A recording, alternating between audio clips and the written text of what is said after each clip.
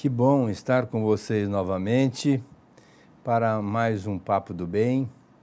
E hoje nós temos a presença do Dr. Fábio Caetano, que é um trabalhador do Grupo Espírita Esperança e Caridade, estudiosíssimo da doutrina espírita, e como advogado acho que ele pode falar um pouco melhor sobre esse assunto, a justiça dos homens e a justiça de Deus.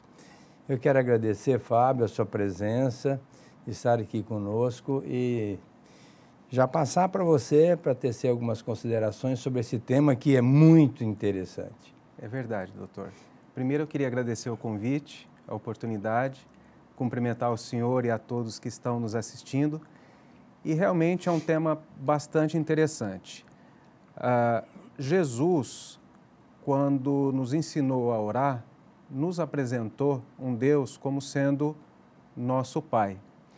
E não aquele juiz inflexível, dando sentenças eternas e imprescindíveis de amor e de misericórdia. Além disso, doutor, a justiça divina, ela não prescinde do amor e da caridade. Ela é uma justiça onde, diferente da justiça dos homens, em que há segregação, separação, a justiça de Deus, muitas vezes, ela coloca no ventre. Ela se aplica de uma maneira muito amorosa. Tanto é que quando, muitas vezes, aparentemente, nós vemos um castigo, entre aspas, porque Deus não castiga, é justamente o contrário. É a aplicação da misericórdia e do amor da justiça divina. Então, ela é permeada, antes de mais nada, justamente disso, da caridade, da misericórdia e do amor. E a gente tem que perder essa imagem de Deus como sendo um juiz com características humanas. Não é assim que funciona a justiça de Deus. Então, mesmo porque, Fábio, se não houver misericórdia, a justiça não é justa, não é? Exatamente, exatamente. Os operadores do direito sabem que o advogado ele não faz justiça, ele cumpre a lei. E a lei nem sempre é justa, diferente da justiça de Deus. As pessoas muitas vezes entendem que ser justo é tratar todos da mesma forma, todos de forma igual. E na verdade não é. Ser justo é tratar os iguais de forma igual e os desiguais de forma desigual. Tanto é que a nossa responsabilidade é do tamanho do nosso conhecimento. Então, aquele que mais sabe, mais será responsabilizado pelas suas ações ou omissões. Aliás, Jesus já disse isso, será exigido mais a quem mais se der, não é? Exatamente. Na medida em que a gente tem o conhecimento, a gente vai ser mais cobrado. Exatamente. Por isso é que a gente não pode entender que a justiça tem que ser igual para todo mundo. Exato. Aí ela não seria justiça. Não seria justiça. Exigir que uma criança faça tudo certinho, pelo contrário, vai fazer tudo erradinho, né? E a gente tem que entender isso. Uma pessoa, por exemplo, que é ignorante mesmo das leis divinas e um outro que é mais consciente dessas leis, não pode estar no mesmo patamar, não é? Com certeza. E Deus, que tudo sabe, tudo vê, sabe muito bem diferenciar isso, né? Um outro ponto muito interessante sobre essa questão da justiça divina é a questão das chamadas penas eternas, né? Imaginemos, por exemplo, uma mãe separada de um filho após o seu desencarne, onde ela iria para um suposto céu eterno de contemplação e um filho iria, por exemplo, para um inferno. Essa mãe, ela certamente não seria feliz, mesmo estando nesse suposto céu, separada eternamente de um filho ou de quem quer que seja que ela ame, né? Então, existe essa questão também que não existe penalidade, né? Deus não aplica penas, quanto mais penas eternas, né? O que nós temos é uma dívida com a nossa própria consciência quando nós cometemos algo de errado. E também ao contrário, doutor, do que algumas pessoas menos avisadas, inclusive espíritas, se eu cometer, por exemplo, um ato menos feliz, não significa necessariamente que numa próxima encarnação eu tenha que sofrer o mesmo erro que eu cometi. Senão nós viveríamos num ciclo aí sem fim, né? Então, nós resgatamos os nossos débitos perante a nossa própria consciência e não perante Deus, porque a gente Deus não castiga, através do trabalho e do amor, né? E não através de um círculo vicioso no mal. Então, essa é uma questão também que deve ser colocada. É muito importante essa diferença. Mesmo porque Deus não precisa de ninguém para fazer a justiça, né? Exatamente. Às vezes fala assim, o fulano matou, agora ele tem que ser morto. Não. Mesmo porque o Emmanuel diz que quando a providência divina analisa o karma e percebe que a pessoa está trabalhando sistematicamente no bem, manda a divina providência que o karma fique adiado com S, né? 100 dias para se cumprir. Então, a gente já vê que existe um atenuante do karma, né? Exatamente. Já existe uma misericórdia aí nesse karma da pessoa que fez a coisa errada e agora tem que pagar. Aliás, eu não gosto desse termo pagar, né? Porque Deus não cobra nada, não é? Exatamente. Eu gosto muito de você estar em paz com a própria consciência. Porque à medida que você vai evoluindo, você vai percebendo as absurdidades que você fez lá atrás, não é?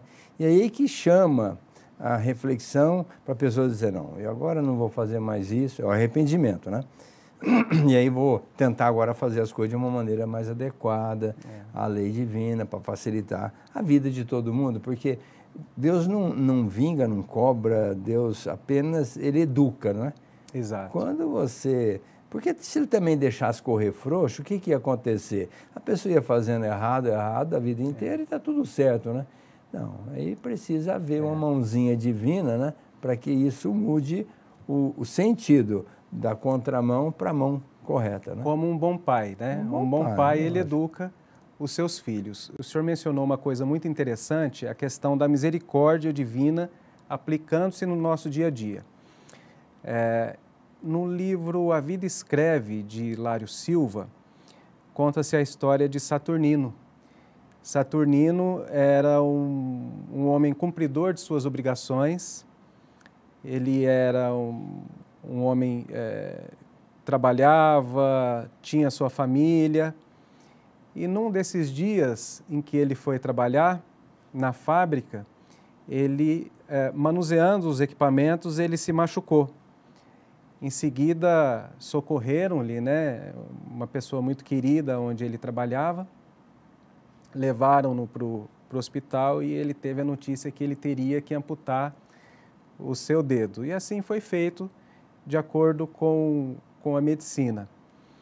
Passado alguns dias, ele, que era espírita, compareceu na reunião mediúnica e o mentor da casa questionou Saturnino, por que você anda triste, né? E ele então respondeu que ele estava triste porque, apesar de ter cumprido de ser um homem que procurava cumprir com as suas obrigações, ele falou, olha, o senhor não viu, eu tive que amputar meu dedo, acabei me machucando, tal. E aí o mentor respondeu, olha, no seu programa reencarnatório, havia a programação que você amputasse o seu braço. Mas como a justiça divina o encontrou trabalhando no bem, você amputou apenas o dedo, né? Então, retornando no começo da nossa conversa, onde há muitas vezes algo de ruim, é a misericórdia de Deus sendo aplicada. E aí a gente tem tantos outros exemplos, né? Eu gosto muito de ler as biografias do Chico, que a gente aprende muito em todos os... não só com os livros, mas também com as atitudes dele e tudo mais. E eu me lembro de um caso que eu li onde ele recebeu uma mãe com uma criança salvo engano, a criança ela já não tinha os bracinhos.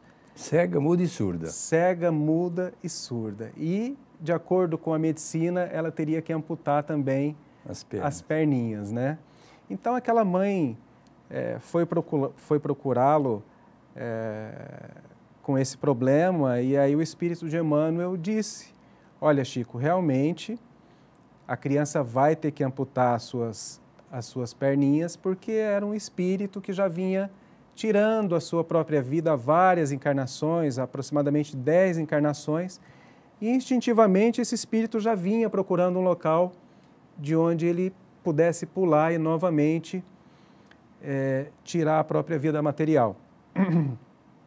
E aí Deus, na sua infinita misericórdia, porque ele precisava concluir pelo menos aquela encarnação, aquela reencarnação, iria fazer com que ele amputasse as pernas. Então, assim, o que nós vemos, doutor, nós vemos com os olhos de espírito encarnado, né? Nós não vemos com os olhos de espírito eterno. O que é essencial não é visto aos olhos físicos. Exatamente. Né? E o Evangelho de Jesus, assim como a justiça divina, é um Evangelho que fala para o espírito eterno. Né? A justiça divina, as leis divinas, elas não são aplicadas assim como o Evangelho para nós que estamos encarnados no planeta Terra. São leis universais, né? E também para o Espírito Eterno. Então, isso nos conforta muito. E a lei humana, ela é sempre de acordo com os costumes, de acordo com os tempos, né? Ela é sempre transitória. Ela é mutável, né? Ela é mutável. A lei humana, ela tem que se adequar à evolução da sociedade, né? A quem ninguém imaginava, por exemplo, que há 50 anos atrás deveria haver uma lei aplicada aos crimes da internet, né? A própria Lei Geral de Proteção de Dados, né? É uma lei relativamente nova. Há 20 anos atrás não se falava nisso. Então, assim, conforme as necessidades vão surgindo, a lei vai se adaptando e se adequando às necessidades da sociedade. Diferente da lei divina, que é uma lei perene, é uma lei imutável, porque Deus é perfeito, né? E então outra não coisa, há necessidade Fábio, de... muitas coisas que você faz às escondidas, a lei humana não capta, né? Exatamente. A gente não fica exposto, porque a gente faz tudo às escondidas. Exatamente. Agora, na lei divina é diferente, porque, segundo Jesus, nada de oculto há que não venha a ser revelado. E ele, o mestre, né, o modelo e guia da humanidade, diz assim, a semeadura é livre, a colheita é certa, a cada um será dado de acordo com as suas obras. Então, quando às vezes a pessoa, eu sofro por causa do fulano, do ciclano, do beltrano, não é bem assim. Você sofre porque você é um espírito imperfeito, que teve algumas atitudes infelizes, que por circunstâncias e méritos nasceu ali com aquele fulano, o ciclano e o beltrano, e que por conta disso você tem que aprender a conviver, relacionar com essas pessoas e tirar proveito para o seu crescimento espiritual. E nós vamos estar sempre olhados pelo mundo espiritual. O João não falou que há muitas testemunhas para os nossos atos, que às vezes a gente quer até esconder de nós mesmos e não conseguimos, e quando conseguimos esconder dos outros, do plano espiritual você não consegue. Então, isso tudo vai ser computado na lei divina, não é? É verdade. E nós temos que ter a consciência de que nós estamos no lugar certo com as pessoas certas, né? Muitas vezes nós temos, quantos de nós, né, temos um parente difícil, mas por que no meu núcleo familiar, né? Mas, mais uma vez, é a justiça divina se manifestando.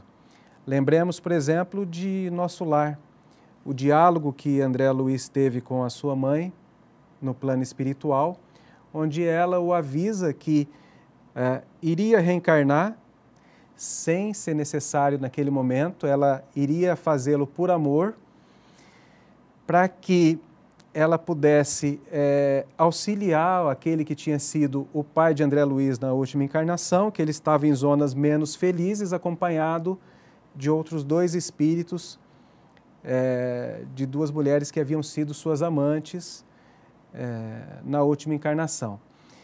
E ela iria reencarnar para que ele pudesse casar novamente com ela. E quem seriam as suas duas filhas? As mulheres que haviam sido as suas amantes na encarnação passada. Ou seja, entre aspas, as 2 rivais, as 2 inimigas da mãe do André Luiz, né? Exato. Que ela não as tomou como tal, né? Pelo contrário. Pelo contrário. Pela misericórdia, não, eu vou recebê-las dentro de casa como filhas, vou cuidar bem, não é? Tinha bagagem para isso, né? Tinha bagagem para isso. Mais uma vez, a justiça divina se mostrando que ela é permeada por amor, né? Então, por isso que eu digo que a justiça dos homens, ela segrega, ela separa. A justiça de Deus, muitas vezes, coloca no ventre. E outra coisa também, o pai, ele estava comprometido com elas. Sim, porque ele havia desviado, né? Não dava para desvincular mais, não é? Exatamente. Então, agora, se ele as tratou de uma maneira irreverente, agora tinha que cuidar muito bem como filhas, não é? Exato. E se as prejudicou, aí agora ia devolver, de alguma forma ou de outra, aquilo que ele tirou delas. Exatamente. A confiança, a serenidade, a tranquilidade, e às vezes até a paz, né? Agora ia tentar devolver para elas novamente, que pode acontecer e também pode não acontecer, né? Sim, porque é da lei, doutor, que tudo aquilo que nós desviamos, nós temos que reparar. Nós temos que reparar, né? Então eu comparo essa ação como um punhado de lama. Chico dizia isso, né? Que nós mesmos pegamos e jogamos para o alto. Invariavelmente, essa lama vai cair sobre nós mesmos. E a mão fica suja também. E a mão fica suja. Não significa dizer que Deus causou essa sujeira que nós mesmos provocamos, né? Não. Como o senhor falou, é a colheita daquilo que nós plantamos, né? Então, assim, nós temos que ter essa certeza. Tudo que a gente planta hoje, nós vamos colher amanhã. E dentro da visão da doutrina espírita e dentro da lei divina, ninguém nasce para fazer coisa errada, não é? Exatamente. A proposta é assim, mas ele tinha que matar o... Vamos dizer assim, Jesus disse assim, é necessário que haja escândalo na terra para que se faça justiça, mas ai daquele por quem o escândalo vier. Ou seja, então alguém tem que fazer mal para alguém para fazer justiça. Essa pessoa que fez o mal, ela veio determinada para fazer o mal? Não. Deus jamais colocaria uma pessoa para matar outra, para roubar outra, para infelicitar outra, não. Isso não é da lei divina. A lei divina é de amor. A lei divina é de justiça, é você ser justo com o outro.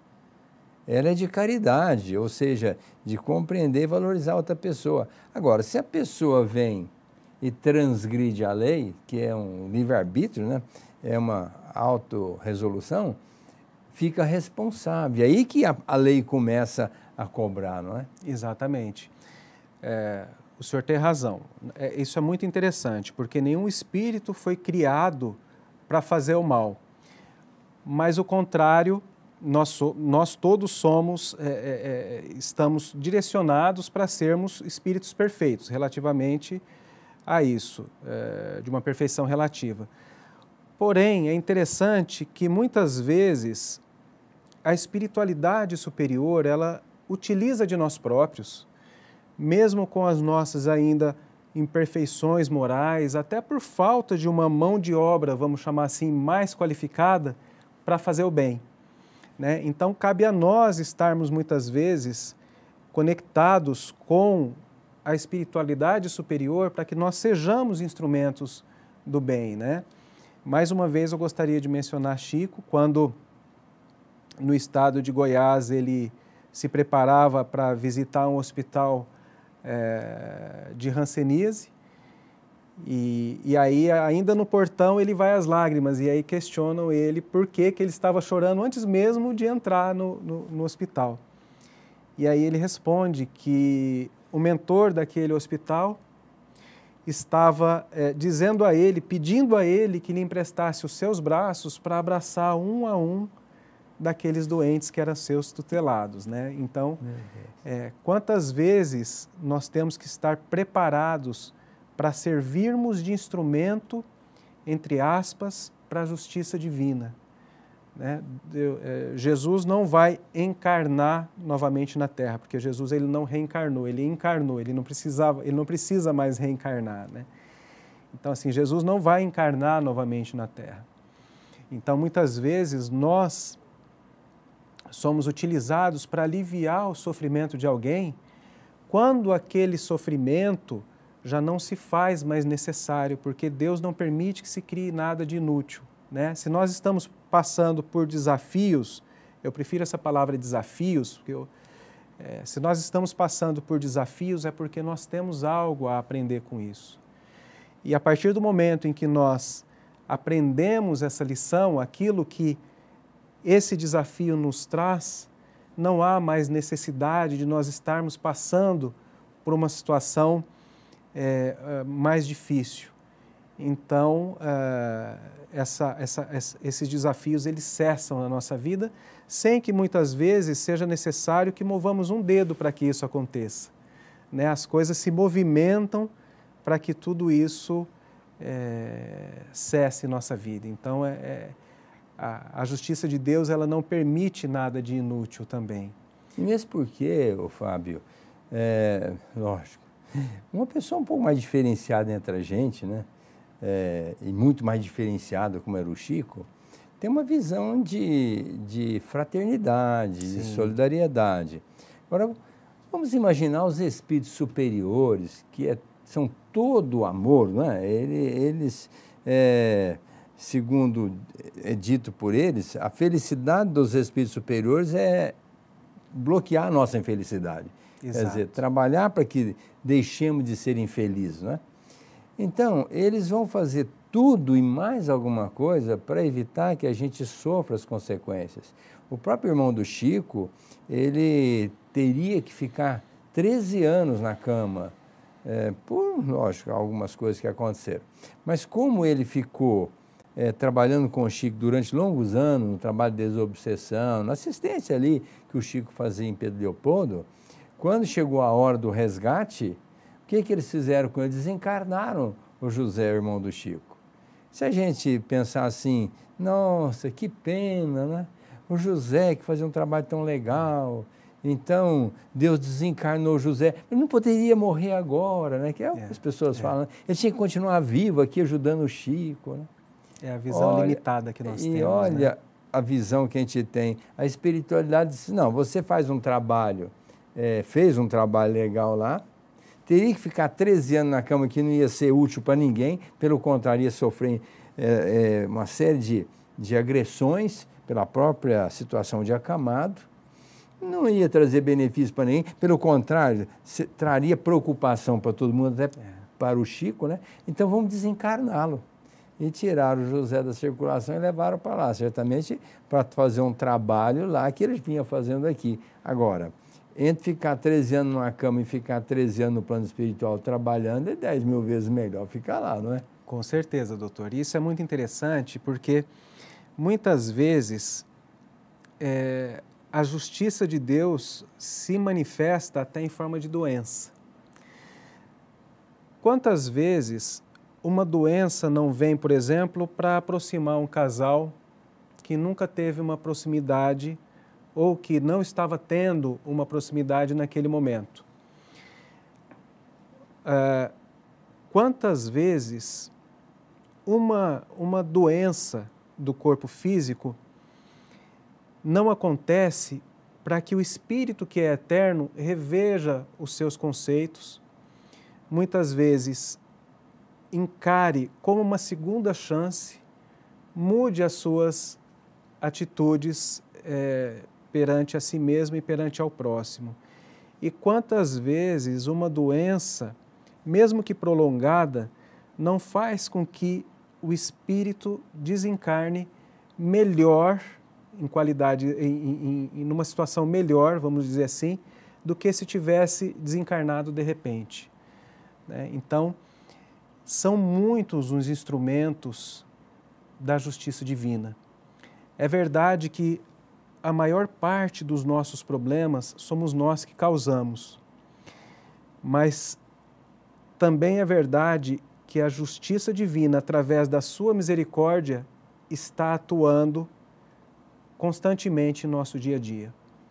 Eu lembro de um caso, Fábio, em que um senhor que tinha câncer de pâncreas, eu operei, e até pedi para ele parar de fumar antes, porque depois ele ia tossir, porque quando para de fumar, os cílios dos brônquios começam a movimentar e traz a secreção dos pequenos brônquios, onde não tem reflexo da tosse, para os grandes brônquios, onde vai ter o reflexo. Então, esses cílios movimentam quando para de fumar. Eu falei, então o senhor para bem antes, porque aí o senhor vai ter tosse na hora da cirurgia e vai doer, porque a cirurgia é grande, vai doer. Não, doutor, eu não consigo. Eu falei, mas consegue? Não, doutor, pode me operar, eu não consigo. Então, tá bom. Eu operei. Lógico, veio a tosse, veio a dor, coisa e tal, né? Passou, deu tudo certo. Passado um tempo, ele vai no meu consultório e falou, doutor, esse câncer foi muito bom para mim. Aí eu falei, meu Deus, o que é que ele vai falar para mim? Eu falei assim, bom, primeiro que nunca mais eu vou fumar, né? Porque se eu tiver que operar de novo e ter essa dor, eu não quero. E segundo, eu não falava com meu filho há muitos anos. Olha só. Se eu entrasse no lugar onde ele estivesse, eu entrava, passava pela porta do fundo e saía embora. Se eu estivesse ali, ele entrava, passava e ia embora. Nós nunca ficamos juntos durante muitos anos. E agora, na minha doença, ele veio, me pediu perdão, eu também pedi perdão, nós reatamos a amizade e hoje nós estamos extremamente amigos. Então, veja, uma doença, como você citou, numa situação dessa, trouxe, vamos dizer, o reparo de uma atitude infeliz de um filho para com o pai, né, no mandamento honrar pai e mãe, e de um pai que teria que ter complacência com aquele filho e não fazer entrar nesse jogo, né? E a doença realmente, como diz Jesus, a dor é reservada aos eleitos do Senhor, né? É verdade. Então, às vezes, a dor que a gente acha assim horrível vem para acertar algumas coisas dentro da justiça divina, para que tudo se organize dentro das suas propostas de amor, né? Fábio, o tempo nos cobra, é o tempo que encerrar o programa. Foi muito bom você estar conosco, principalmente com tantas elucidações, com o conhecimento que você tem do direito e da doutrina espírita, brilhantou realmente o nosso Papo do Bem. Espero tê-lo conosco novamente. Será um prazer. E desejando paz e harmonia a todos vocês, convidando-os para o nosso próximo Papo do Bem.